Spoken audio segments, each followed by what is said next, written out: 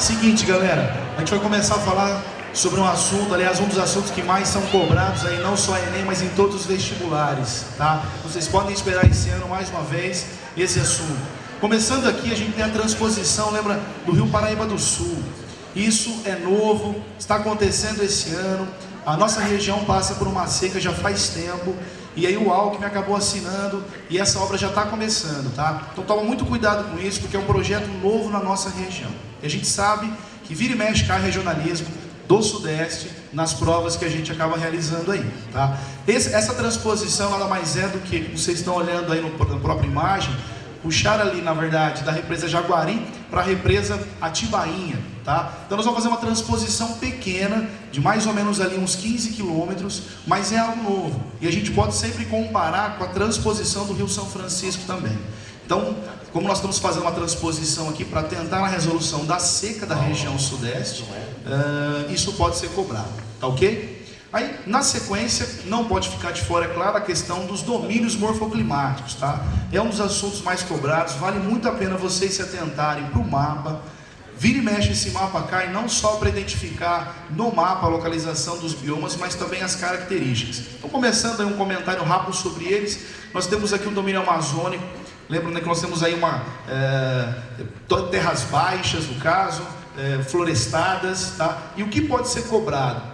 Lembra que nós comentamos isso em sala, galera. Nós temos aí o maior aquífero do mundo. É o aquífero Alter do Chão, e que agora passa a ser chamado de aquífero amazônico, tá? Ele é maior que o aquífero Guarani. E por que a gente comenta isso? Porque o aquífero Guarani também vem sendo utilizado na resolução da seca da nossa região. Ribeirão é um exemplo disso, que pega a água do aquífero. O estado de São Paulo quase que todo pega. Então, sempre que cai uma questão sobre clima, automaticamente a questão sobre aquíferos ela é cobrada, tá? Então, vale atenção para o aquífero Alter do Chão ou amazônico, no caso, né, na região norte da Amazônia, que é o maior do mundo, e no caso o aquífero Guarani, que a gente já conhece, que seria o mais importante pela sua utilização, tá ok? Então, cuidado com esses assuntos aí. Na sequência, nós temos aqui o domínio da Mata Atlântica. Lembra que vale a pena você decorar, lembrar aí que seria mares de morro, né? Aquele conceito criado pelo Aziz e que esse ano inclusive completa 50 anos do primeiro mapa divulgado de domínios morfoclimáticos. Então, além de ser um assunto que tem uma frequência grande de ser cobrado, você tem uma data redonda, uma comemoração dos 50 anos aí dos domínios morfoclimáticos. Você tem aí os mares de morro, né? A região sudeste principalmente. E nesse domínio você tem a Mata Atlântica, que seria uma outra floresta, né? Uma outra formação vegetal arbórea que nós temos aqui no Brasil, do clima tropical.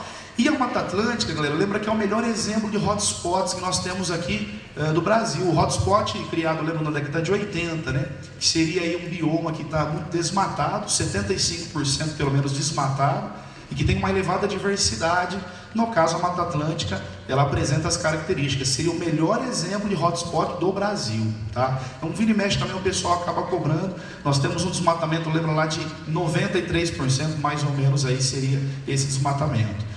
Na sequência, você passa a ter, aqui, a araucária, que seria, no caso, uma outra floresta, formação arbórea, só que seria do clima subtropical. Então, já tem algumas características, lembra, diferenciadas.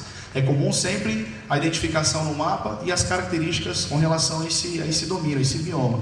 Junto com a araucária, mais um detalhe. Esse ano, lembra que é o ano dos solos. E nós temos no Brasil o solo de terra roxa, que é um dos solos mais férteis. E fica exatamente na região, né, na região sul do Brasil. Você tem espalhado também pela região sudeste, centro-oeste, algumas manchas. Mas o predomínio seria na região sul do Brasil com relação ao solo terra roxa. Só lembrando, hein, é a decomposição do basalto, tá? Então fique esperto com essas datas aí, até por ser o ano dos solos pode ser cobrado alguma coisa nesse sentido também sobre a araucária, tá? Então essas relações são importantes que se façam. Nesse mapa aí nós estamos vendo inclusive ali a faixa mais para o rosa, para o vermelho seria exatamente onde nós temos o terra roxa, tá? Que é um dos solos mais férteis aí. Na sequência nós temos as pradarias, lembra que seria um bioma já no extremo sul do Brasil, no Rio Grande do Sul. E quando nós falamos em pradarias, o que sempre vem junto seria o processo de arenização, tá? Lembra que esse processo, como você vê na imagem aqui embaixo, Seria o quê? Seria um processo de uma formação, na verdade, de deserto, entre outras palavras, porque você tem aqui a criação de gado e uma agricultura mecanizada. Quando você passa a ter essa atividade no solo, vai compactar o solo e a água passa a não infiltrar mais. Quando ela começa a correr por cima, a enxurrada provoca o quê? A vossoroca, a erosão. E o vento da região faz com que essa vossoroca se torne areia. Daí a arenização. Tá? Então falou em arenização, galera, região sul do Brasil, exatamente na região das pradarias, dos pampas gaúchos ali, certo? Então, cuidado com mais esse tema. Cerrado seria um outro, que é a nossa região inclusive, né? Você tem aí no mapa, quando você olha, seria o centro do Brasil. As características são muito próximas de uma caatinga, porém, claro, não tão seco assim.